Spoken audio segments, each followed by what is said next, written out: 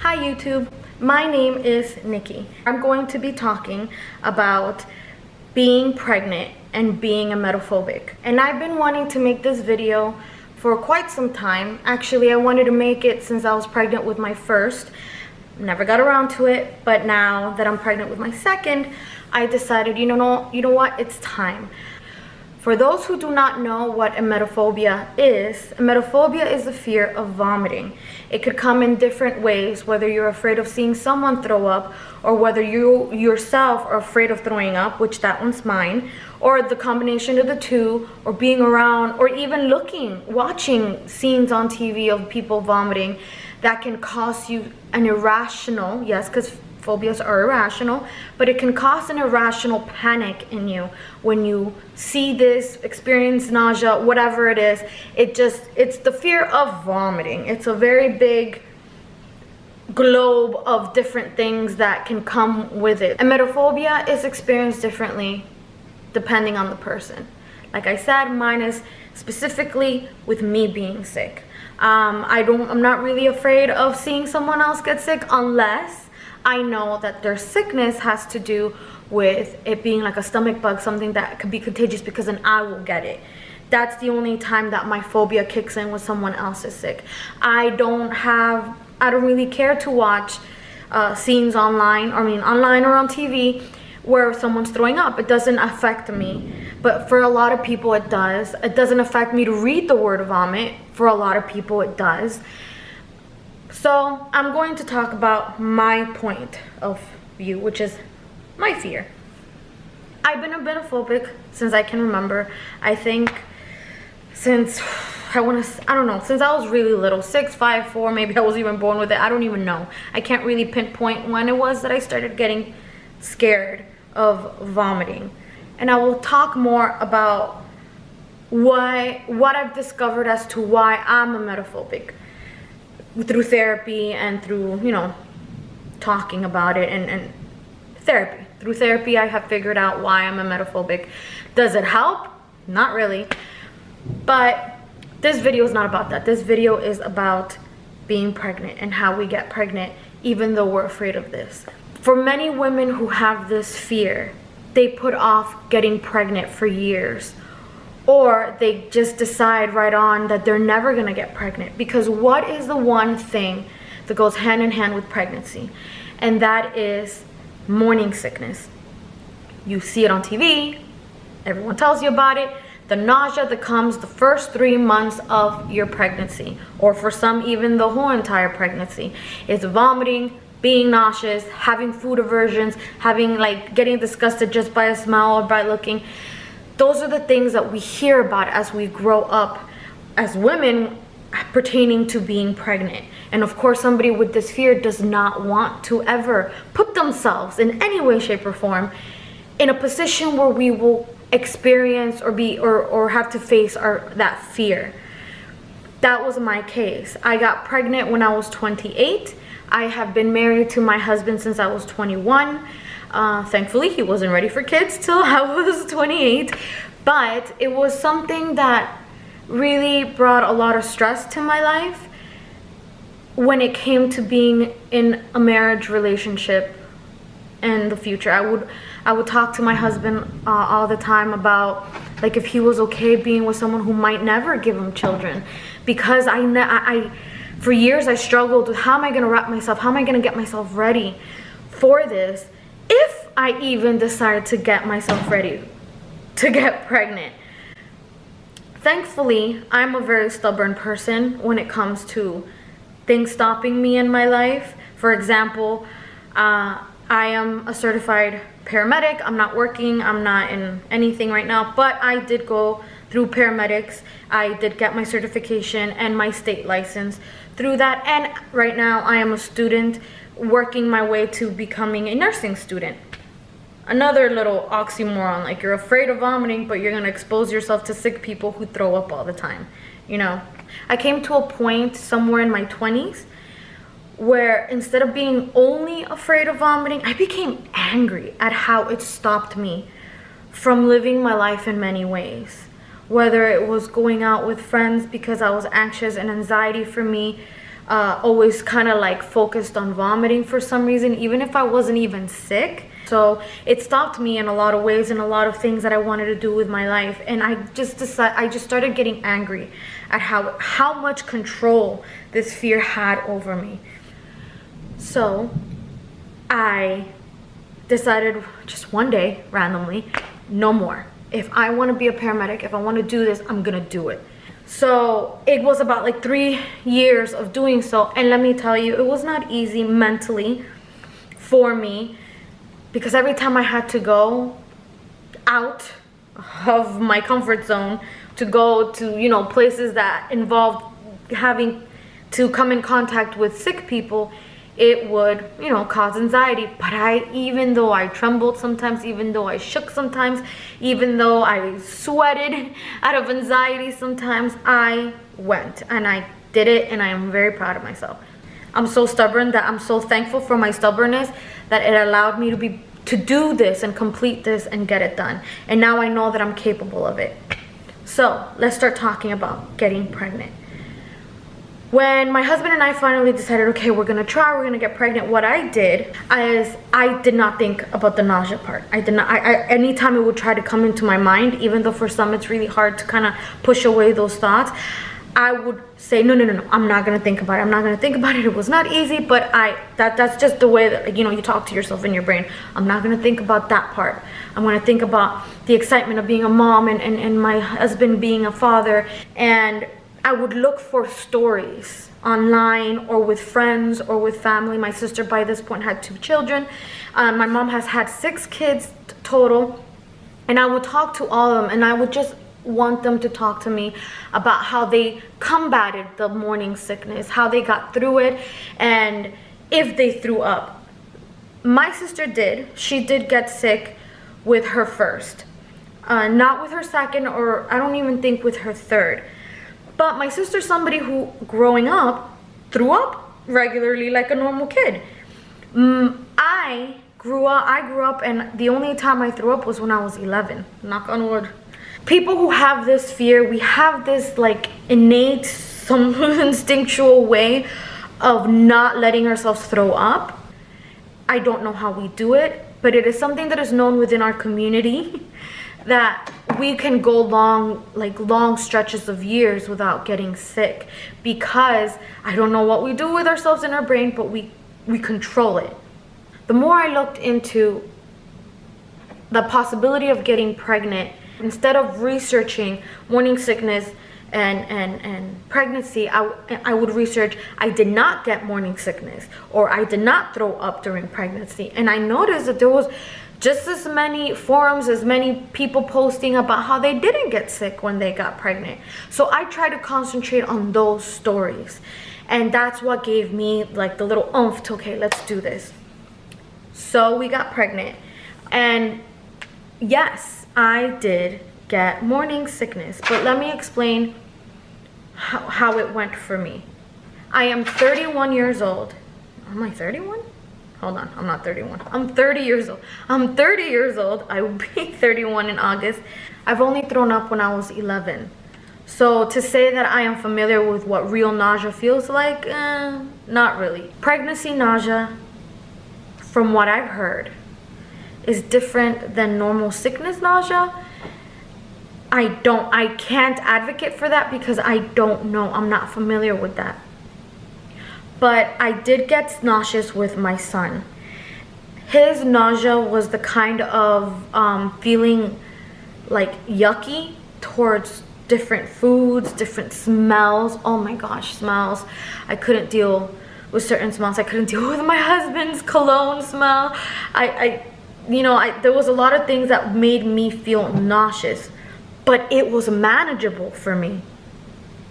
I didn't throw up at all with my son, at all.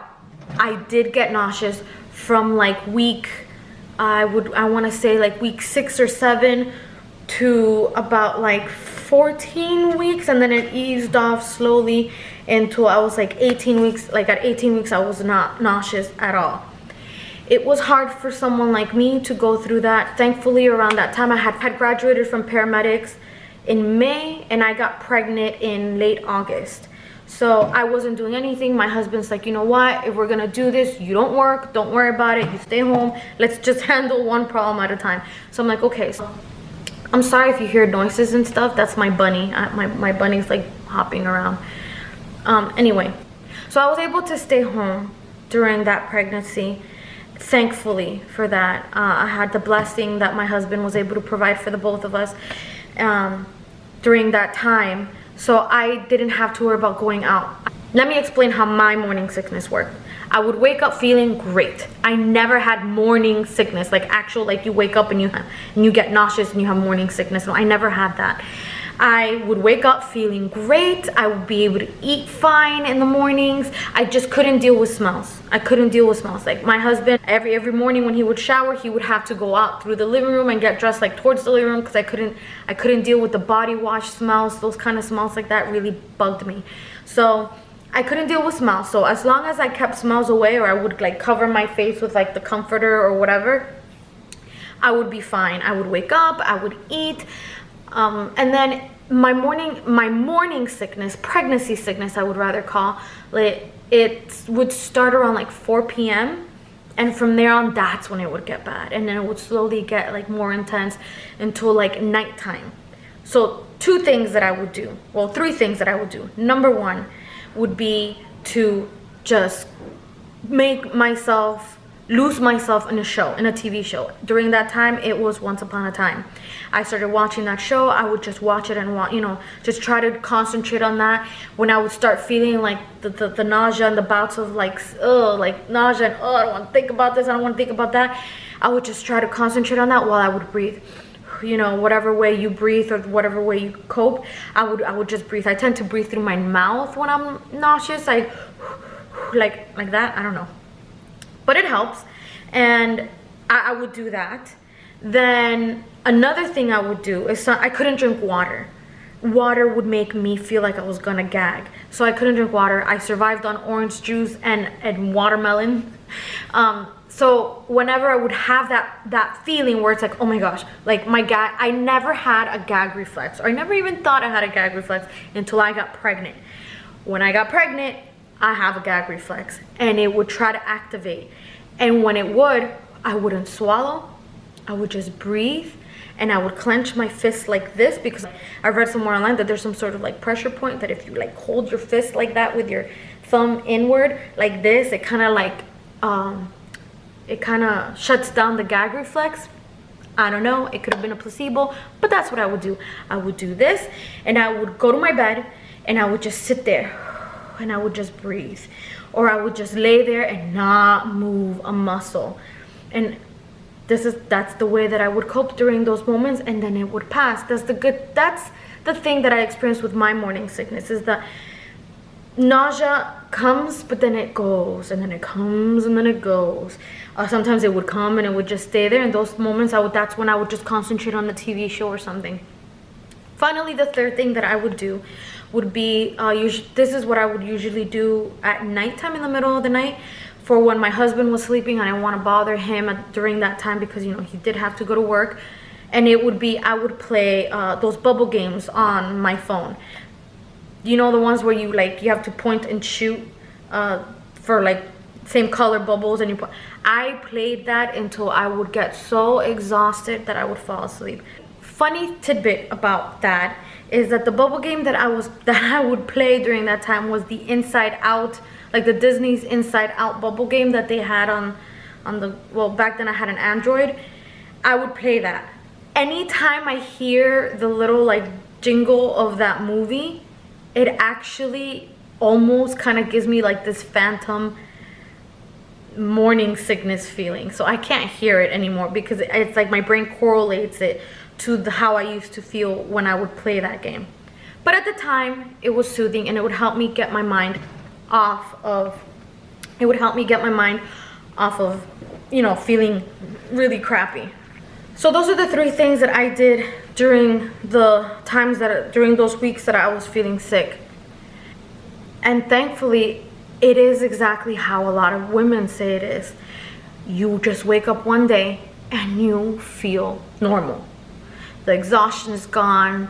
Any other symptoms that you had coming, that went along with it are gone, which to me were not a big deal because my biggest one was the nausea, and that was the only one I concentrated on. I did have other symptoms, but they were cake, nothing compared to just, me dealing with my fear, which was the nausea. And I got through it with very minimal panic attacks. I don't even think I even had one, only because I feel now, not then, now that I'm more knowledgeable, I guess, or more experienced in that, is that now I can see why a lot of people say that phobias are like the fear of the unknown, fear of what you don't know.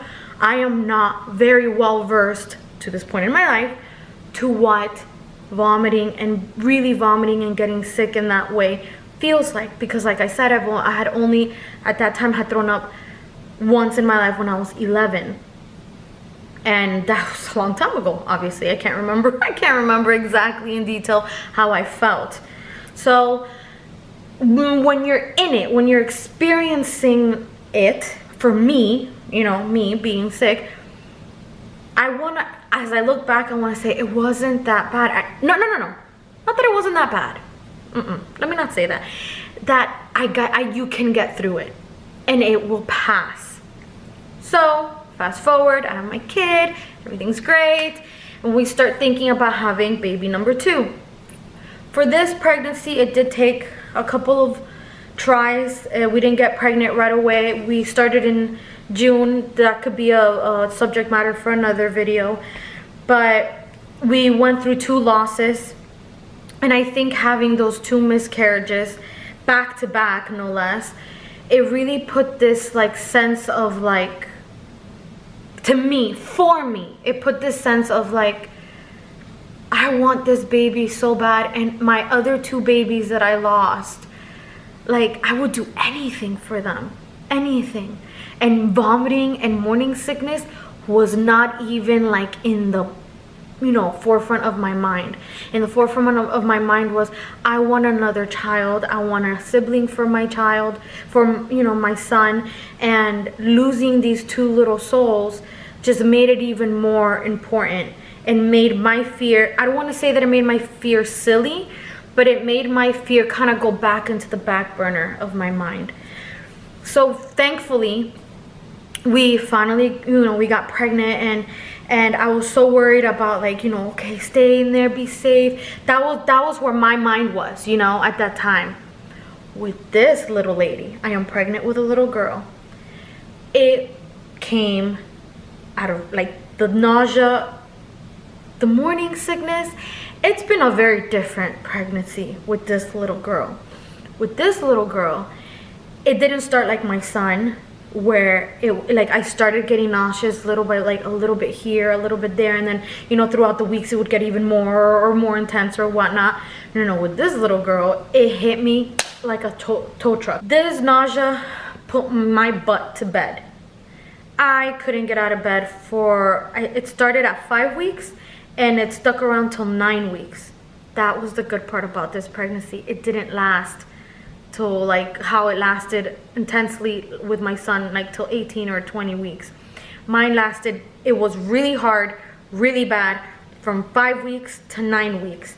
And thankfully during that time, one of my younger brothers, he came over and he stayed with us because my husband has to work. He can't just stay home. And he took care of my son during the day as much as he could, and I would try to help here and there. He was such a big help during that time because I was bedridden with the nausea. Again, this nausea as well, I would wake up fine, and then it wasn't till like 12, and then slowly throughout the weeks it would go like from 12 p.m. or 1 p.m., 3 p.m. until around like 9 weeks when I wouldn't get nauseous until like 6 p.m. So I would have a good chunk of the day where I would feel normal-ish, fine, just staying. I had a lot of food aversion, so I couldn't even enter my kitchen. I couldn't look at my kitchen. I just kind of stuck around my room, my bathroom, and living room area.